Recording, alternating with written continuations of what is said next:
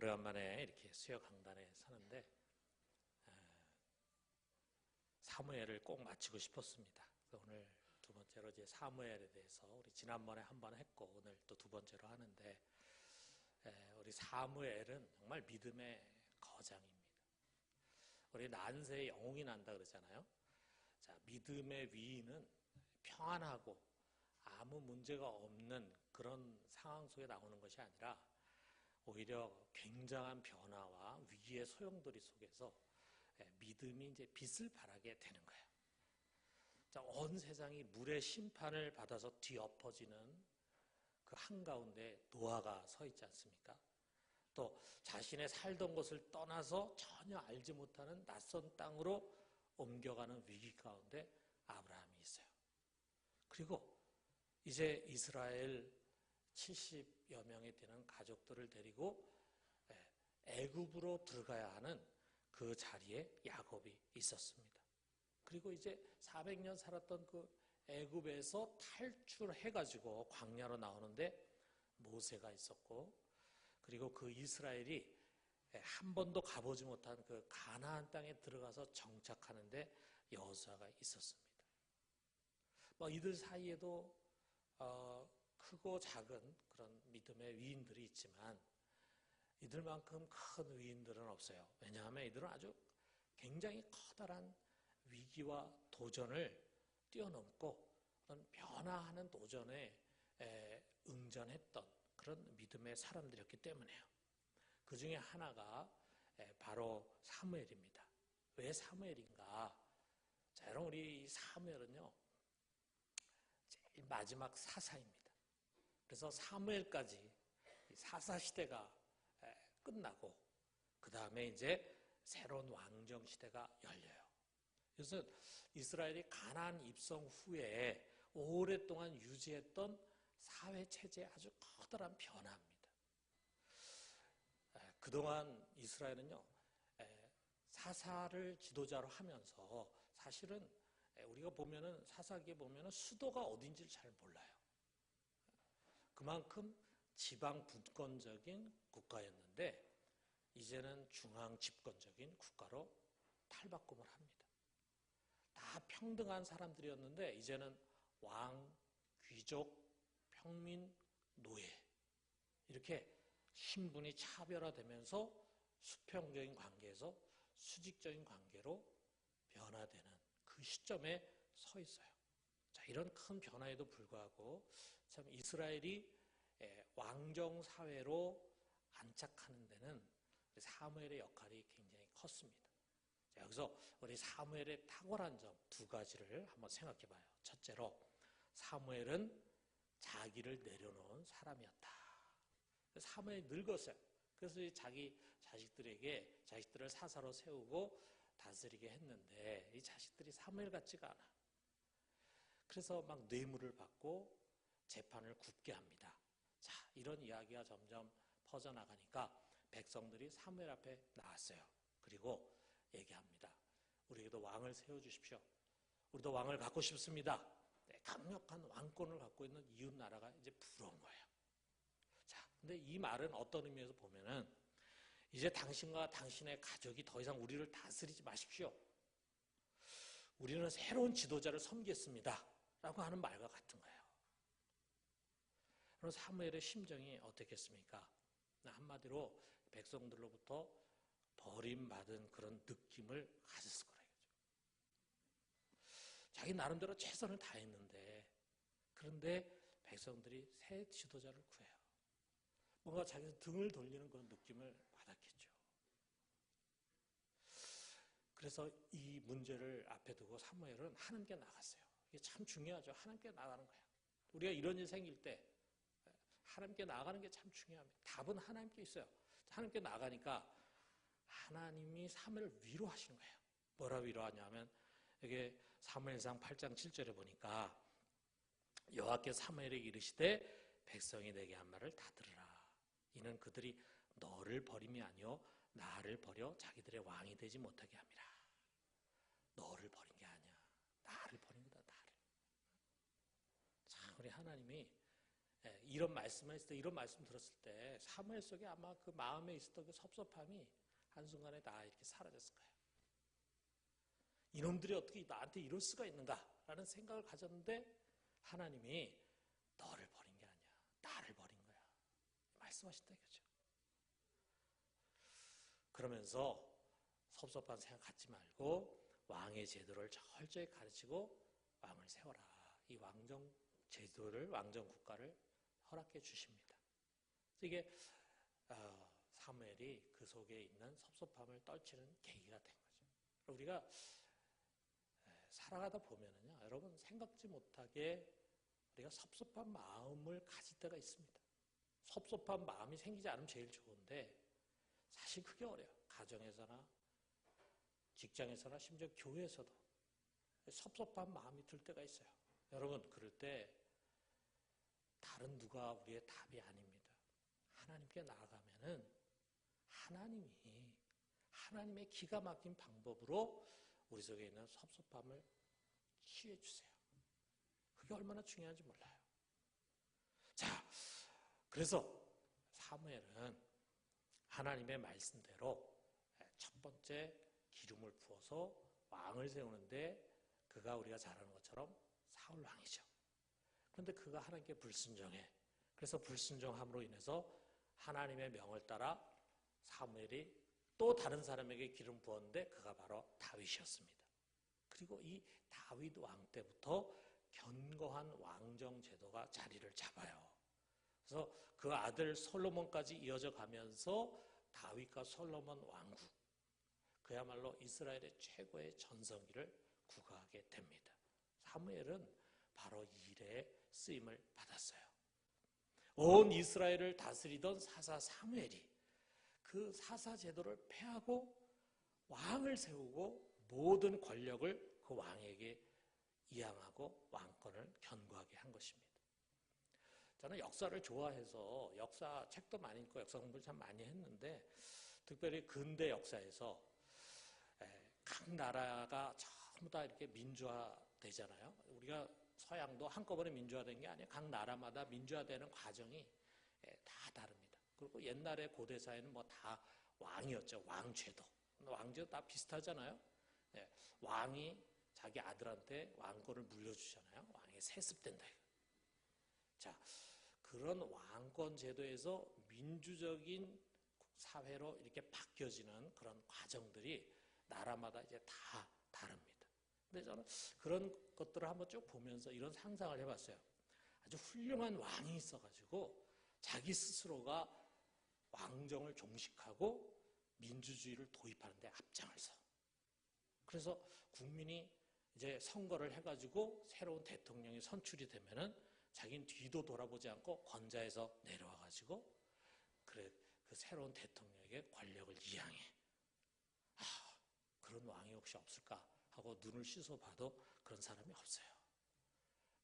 만약에 그런 훌륭한 왕이 있으면 뭐 혁명이 일어날 필요가 없잖아요. 자, 그런데 여러분 우리가 역사 속에서 보면은 그건 그야말로 꿈 같은 상상일 뿐입니다. 권력의 속성상 그건 불가능해요. 여러분 이 권력의 맛을 본 사람은, 그리고 권력을 쥐고 있는 사람은 이걸 포기하지 못합니다. 그래서 혁명이 일어나야 하야를 하고 암살을 당하거나 또는 전쟁에서 패전하면서 권력을 잃어버리게 돼요.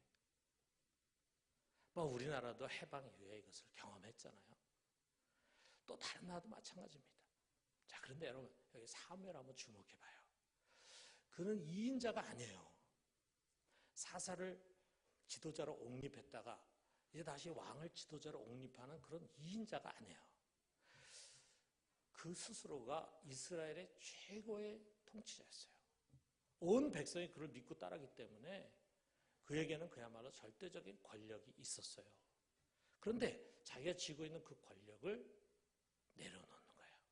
새로운 왕의 제도를 선포하고 그리고 왕을 택해서 기름을 붓고 그리고 그를 이스라엘 앞에 세웁니다. 자, 그래서 보면은 이후에 백성들은요 더 이상 이 권력과 힘을 잃어버린 사무엘에게 주목하지 않습니다. 새로운 왕에게 주목해. 근데 백성들만 그런 게 아니라 우리가 성경 읽어보면 성경도 마찬가지예요. 성경도 이제 사무엘에게 주목하는 것이 아니라 새로운 왕에 주목해요. 사울 왕에 주목하더니 그 다음에 다윗 이야기를 합니다. 그래서 여러분 사무엘 상, 사무엘 하 이렇게 사무엘로 이름이 돼 있어서 우리가 어떻게 생각할 때 사무엘이 주인공인 것 같지만 사무엘 상 중간부터 사무엘 하 끝까지는 다윗이 주인공이에요. 다윗이. 새로운 왕 다윗이 주인공이에요. 자, 우리는 여기서 이 사무엘의 위대함을 보게 됩니다. 그는 다음에 올 왕을 위해서 사사의 자리에서 내려오고 왕좌를 만들고 거기에 왕을 앉혔어요. 거기서 생길 수 있는 사심이나 섭섭함이나 욕심을 다 내려놨어요. 그것이 이스라엘이 큰 어려움이 없이 왕정 시대를 여는 비결이었습니다. 그 중심에 한 시대에서 다른 새로운 시대로 가는 다리의 역할을 한 이 사무엘의 겸손한 믿음이 있었던 거예요. 우리 여기서 비슷한 사람을 또 떠올리게 되죠. 자, 신약에서 구약의 마침표가 되고 새로운 신약의 시대를 여는 사람, 세례 요한이잖아요. 세례 요한. 그는 많은 사람들이 오랫동안 기다리던 선지자를 이렇게 기다렸는데 선지자 나타나지 않는데 드디어 400년 만에 나타난 선지자예요. 사람들이 그를 메시아라고 생각할 정도로 그를 사랑과 존경으로 대했습니다. 신뢰했어요. 그것을 한 몸으로 받은 세례 요한인데 그럼에도 불구하고 그는 하나님으로부터 자신이 받은 역할을 잘 알고 있었고 거기에 충실했어요. 그는 왕이 아니었어요. 그는 왕이 오는 길을 예비하는 자고 그 왕을 영접하라고 광야에서 외치는 자의 소리, 그게 그의 역할이었어요. 그래서 진짜 왕이 오셨어요.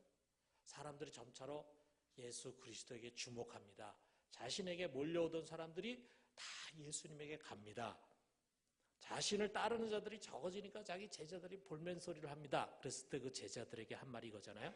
요한복음 3장 30절. 우리가 잘 아는 말씀 같이 한번 읽읍시다. 시작. 그는 흥하여야 하겠고 나는 쇠하리라. 그는 흥해야 되고 나는 쇠야 된다.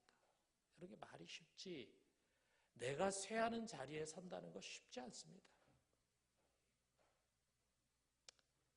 여러분 우리 사람들 속에는요 누구나 권력에 대한 욕망이 있어요. 헤들리라는 사람이 그런 얘기했어요.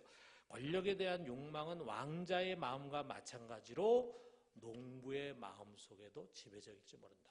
뭐 왕자만 정치인들만 권력력을 갖고 있는 게 아니에요. 그냥 평범하게 농사짓고 사는 농사꾼 속에도 권력력이 있어요. 그래서 꼭 국가 권력만이 아니에요. 어느 곳에서나 힘과 영향력 있는 자리를 좋아하고 자신에게 부여된 힘을 지키고 싶어 합니다. 어떻게 보면 이거는 너도 하나님처럼 될 수 있다. 누가 얘기했습니까? 마귀가 뱀을 통해서 아담과 하와에게 준 유혹이잖아요. 근데 그 유혹을 듣고 너도 하나님처럼 눈이 밝아 지혜롭게 될 수 있고 선하고 분별할 수 있게 된다라고 하는 그 유혹, 하나님처럼 될 수 있다라고 하는 그 유혹에 넘어갔잖아요. 어떻게 보면 이게 원죄죠, 원죄. 이 죄의 사악함이 유전을 통해서 우리 속에 흘러 들어오고 있는 거야. 그래 우리 속에는 누구나 다 바로 이런 왕이 되고 싶은 욕망이 있다 이거죠.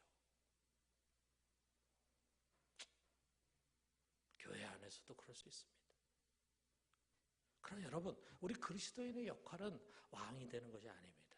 진정한 왕 예수 그리스도를 드러내는 거예요. 그분이 우리 각 사람의 마음을 점령해서 그들의 마음과 그들의 삶의 왕이 되게 하고 그리고 그의 몸된 교회를 세우고 그리고 세상을 통치하도록 길을 닦는 역할, 광야에서 외치는 소리와 같은 역할이 바로 우리들의 역할이에요. 그런데 어디서나 예수님이 왕이 되는 것을 가장 가로막는 장애가 어디에 있는가? 다른 누가 아닙니다. 요나에게서 요나 알지? 요나. 요 4개. 예수님이 왕이 되는 것을 가장 가로막는 그 무엇이가 있어요. 예수님의 영광을 앞세우는 것 같으면서도 사실은 내 영광을 우선해. 하나님의 뜻을 말하면서 내 뜻을 관철하라고 하는 그 요나, 이게 가장 큰 장애물입니다. 여러분, 왕을 요구하는 백성들에 대해서 사무엘이 가질 수 있었던 그 섭섭함 있잖아요. 섭섭함. 아까 그 섭섭함에 대해서 얘기했는데 우리 가만 들여다보면요, 그 섭섭함이라는 게 참 무서워요. 그 섭섭함이라는 게 가족들 사이에서도 분쟁의 원인이 될 수 있어요. 아마 여러분 다 그런 거 느낄 거예요. 그 섭섭함. 자식에 대한 섭섭함, 며느리에 대한 섭섭함, 부모에 대한 섭섭함. 그 섭섭함이 가정의 큰 분쟁의 원인이 되기도 합니다. 근데 가정만이 아니라 교회에서도 마찬가지예요. 교회. 우리가 교회에서 같이 믿음 생활하고 같이 사역도 하고 이렇게 하다 보면은 알게 모르게 섭섭함이 생겨요. 섭섭함. 어떻게 나를 이렇게 대할 수가 있을까? 어떻게 나를 무시할 수가 있을까? 어떻게 나한테 저런 이야기를 할 수가 있을까? 어떻게 나를 이렇게 취급할 수가 있을까? 뭐 알게 모르게 이런 섭섭함이 자리 잡습니다. 그 섭섭함 때문에 뒤로 물러서요. 저 어두운 구석으로 물러납니다. 근데 그것이 겸손한 물러섬이나 또는 마음을 비움이 아니에요. 마음속에 쓴뿌리가 심겨져 있는 거예요. 그러면서 그것이 교회 어려움 만들기도 하고 교회가 어려움을 겪기를 바라기도 해. 교회가 하나의 몸인데. 교회가 하나님 몸인데. 자, 여러분, 원로 목사라는 게 있잖아요. 원로 목사에 있는 교회들이 많은데 이 원로 목사와 담임 목사 사이에 갈등을 겪어서 교회가 뭐 두쪽이 나기도 하고 뭐 교회에 어려움이 생기도 하고는 그게 참 많습니다. 그런데 그 원인을 파고 들어가면요, 이거의 섭섭함. 한 2년 전에 제가 잘 아는 목사님이 이제 신학교 교수하다가 담임 목사가 돼서 갔어요. 근데 제가 서울에 있기 때문에 한 번도 가보지를 못했어요. 그래서 여름 휴가 때 제가 이제 또 미리 전화하면은 오는 김에 설교해 주십시오. 그럴까봐. 여름에 휴가 때 좀 쉬어야지. 그래서 제가 이제 가가지고 토요일 날 목사님한테 이제 전화를 했어요. 토요일 날 전화하는데 저한테 설교 얘기는 안 할 거 아니에요. 그래서 토요일 날 이제 내가 당신이 그래도 거기 목회하는데 오랫동안 못 갔으니까 내가 내일 주일날 당신 교회 가서 예배를 드리겠다. 예배 끝나고 또 잠깐 또 만나자 하고 전화를 했더니 목사님 그 교회로 가시면 안 됩니다. 교회로 옮겼습니다. 그러는 거예요. 야. 그런데 왜 어떻게 옮게 됐는가 저는 이해를 해요. 그 목사님과 간간히 통화하는 가운데 거기에 원로 목사님이 있는데 그 원로 목사님이 제가 옛날에 서울에서 세미나 할 때 그때 같이 하셨던 분이라 제가 이제 한번 뵀는데 굉장히 참 좋으신 분이에요. 그런데 점점 시간이 가면서 서로의 섭섭함이 쌓이는 거예요. 섭섭함이 쌓이는데 어느 정도 시간이 가니까 그 다음에 대화가 안 돼. 근데 내가 가보니까 이 담임 목사님이 원로 목사님에게 밀려난 거야. 그러니까 쫓겨난 거야. 그래서 다른 교회로 가시게 된 거예요. 자, 여러분, 목회자도 마찬가지고 우리 교회도 마찬가지예요. 여러분, 이 섭섭함, 사무엘은 그것을 하나님 앞에 가서 풀었잖아요. 풀어야 합니다. 여러분, 때로 우리가 원컨 원하지 않건 우리에게 힘과 영향력 있는 자리와 명예가 주어질 수도 있습니다. 그러나 결코 우리의 역할을 망각해서는 안 됩니다. 우리는 힘을 갖고 명예와 영광을 가진 그런 존재가 아니에요. 오직 예수 그리스도 그분만을 드러내는 것입니다. 그분의 나라와 그분의 교회만을 높이는 거예요. 그것이 잘 되게 해야 돼요. 내가 잘 안 되더라도 주님의 교회가 잘 되고 주님의 나라가 잘 되고 그래서 그것을 가지고 기뻐하는 그것이 세례 요한의 마음이에요. 그리고 여러분 우리는 때가 되면은 무대 뒤로 그냥 조용히 사라지는 겁니다.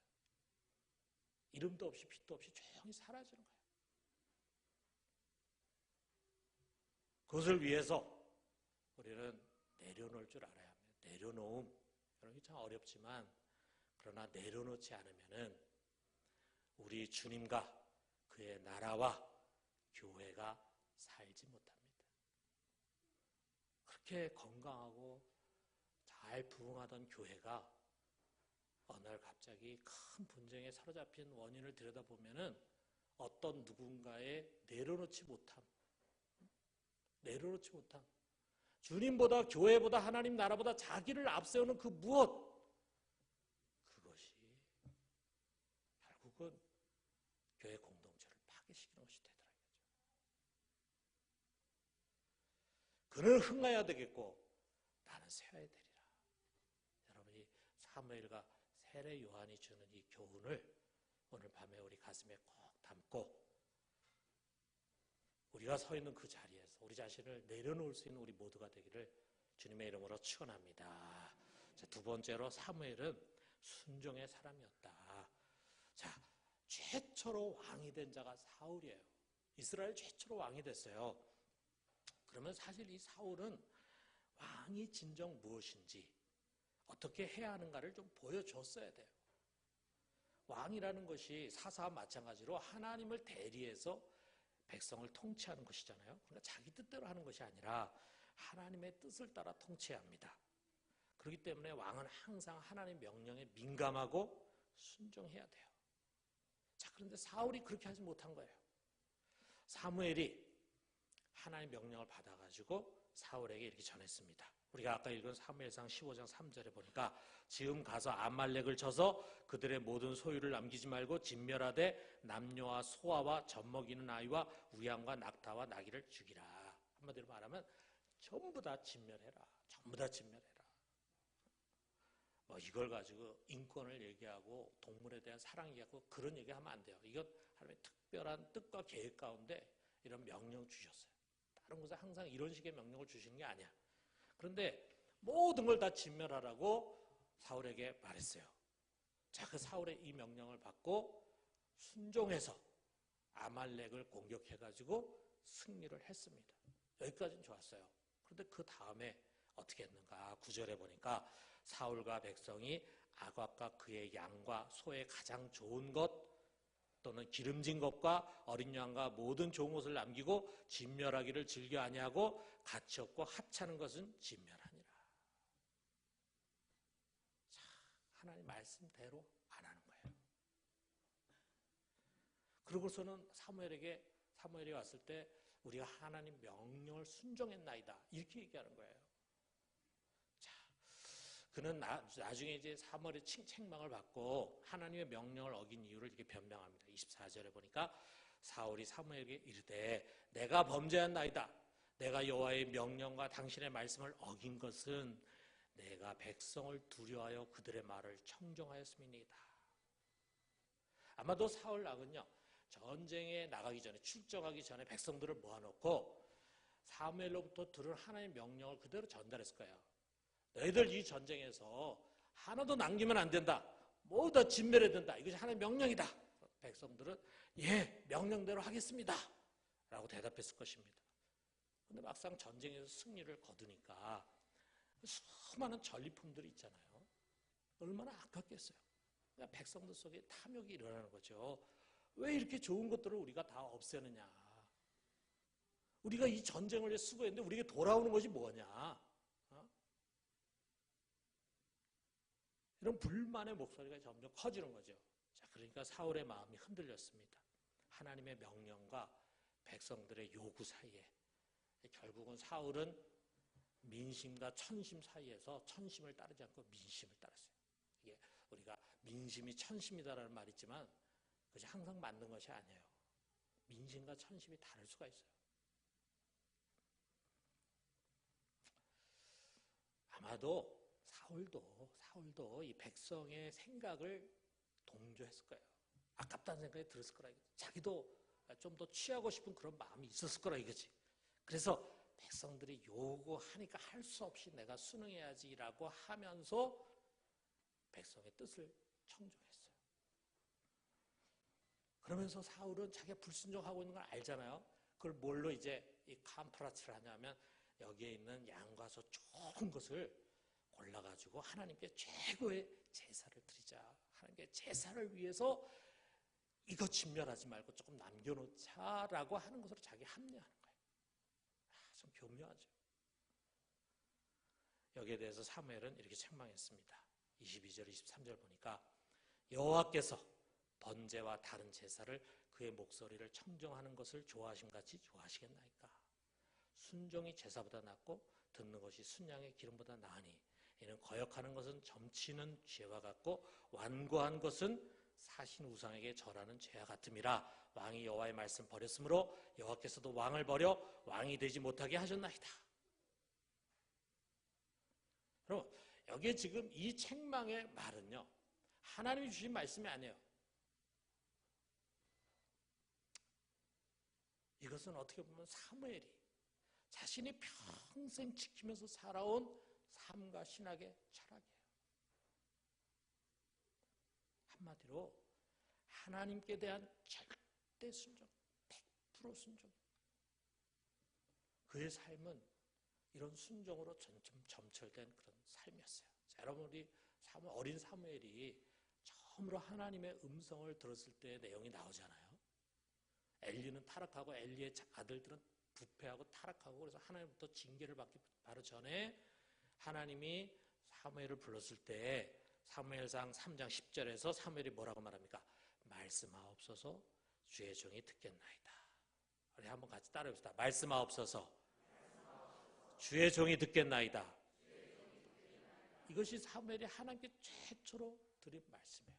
여기에 지금 듣다라고 하는 말이 샤마이라고 하는 히브리어인데, 그래서 듣다, 청정하다라는 말도 되지만 또 무슨 뜻이냐면 이해하다, 순종하다라고 하는 의미가 담겨 있어요.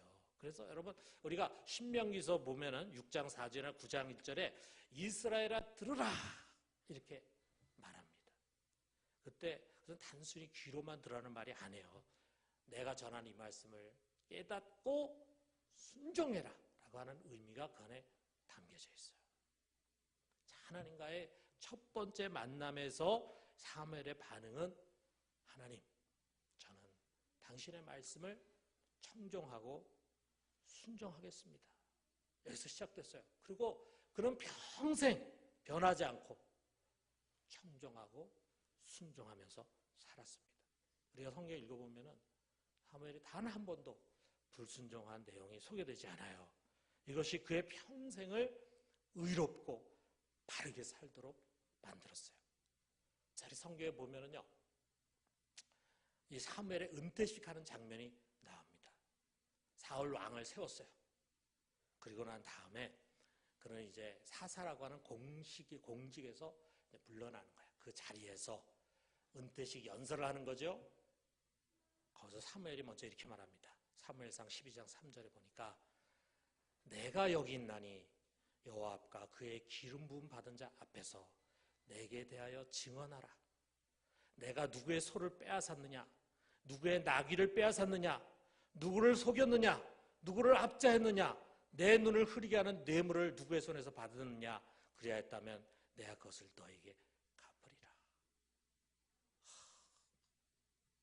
멋있지 않습니까? 내가 지금까지 살아오면서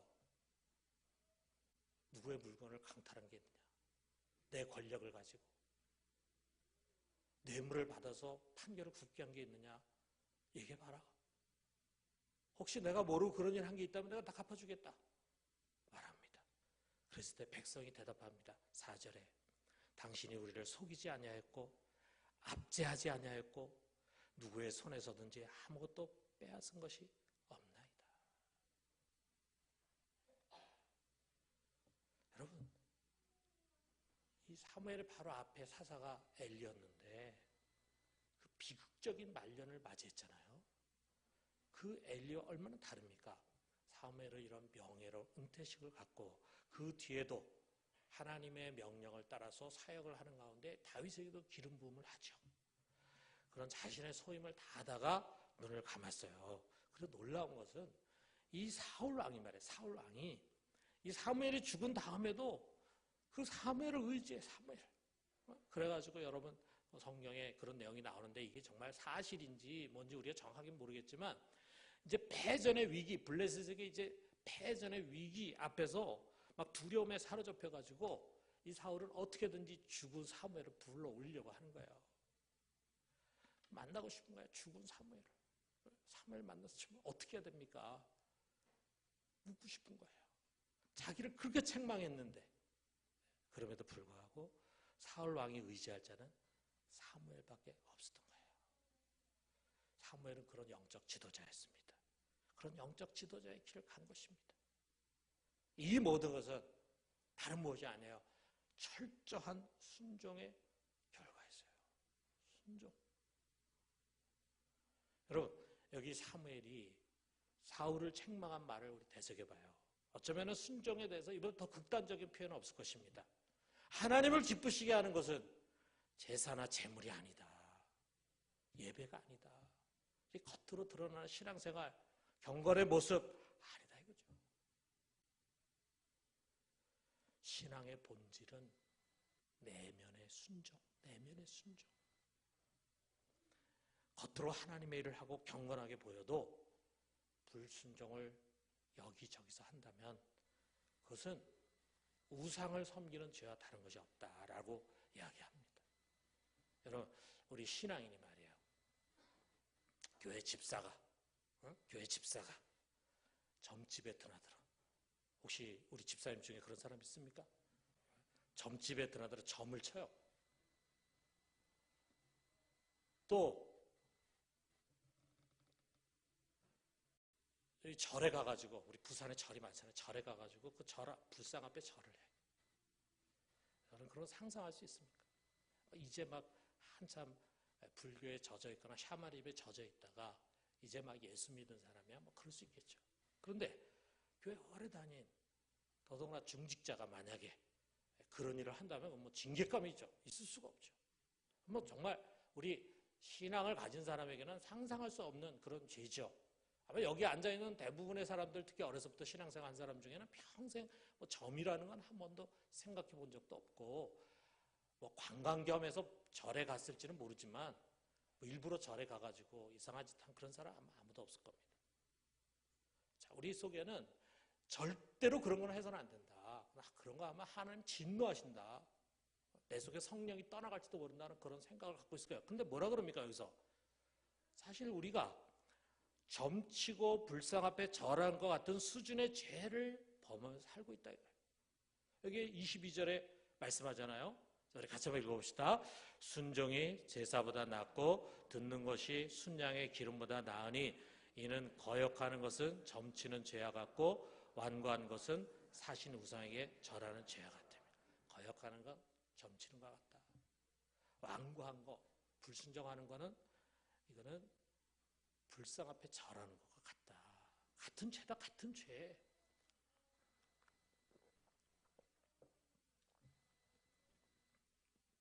여러분, 오늘 순종의 종이었던 사무엘의 삶과 그의 가르침, 아니 그를 통한 이 하나님의 가르침을 우리가 진중하게 받아들입시다. 여러분, 불순종이라는 것이 얼마나 무서운 것인지 우리 뼛속에 깊이 담아요. 불순종의 결과가 얼마나 비참한 것인지 우리 뇌리에 심어요.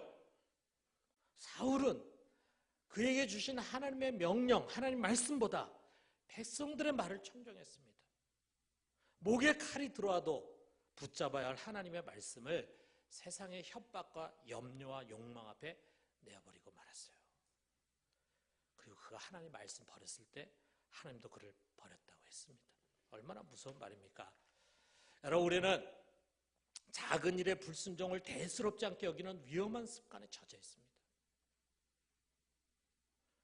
존 비비어라는 사람이 그런 말했어요. 99.9%의 순종은 하나님 보시기 결코 순종이 아니다.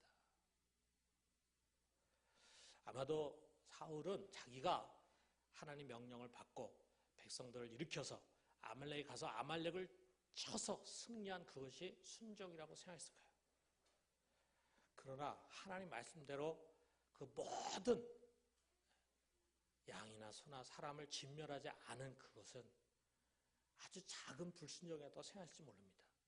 그러나 100%의 순종이 아니면 그것은 순종이 아니다. 순종은 행기가 아니라 순종은 태도입니다. 태도.